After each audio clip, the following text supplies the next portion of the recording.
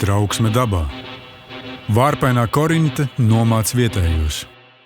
Vārpainā Korinte ir kārtējais dārza bēglis. Ievests no Ziemeļamerikas kā dekoratīvs augļkoks, tas izlauzies un nodara postu Latvijas dabai. Noēno vietējos un maina augsnes sastāvu. Tā rezultātā slikti atjaunojas priedītes un izzūd aizsargājamas sugas, kas sastopamas vien barības vielām nabadzīgās augsnēs.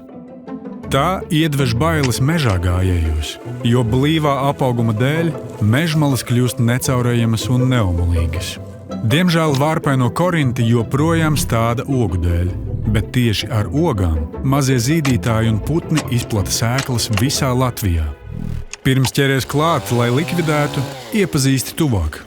Vārpainā Korinte ir līdz 8 metrus augsts, daudzgadīgs krūms, zied maijā baltiem ziediem. Sulīgas, zilganmelnas ogas īsos ķekaros ir jau vasaras otrā pusē.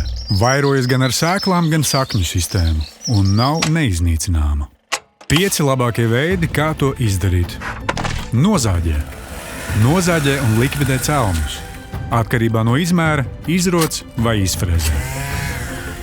Izroc. Piemērota metode jauniem krūmiem, bet izlasi visas saknes, lai neataug. Izrauj. Protams, ja tev pieejams traktors. Nomāc.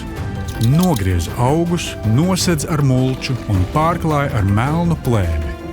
Un visbeidzot, nogani. Kazām ļoti iet pie sirds vārpainā Korinte.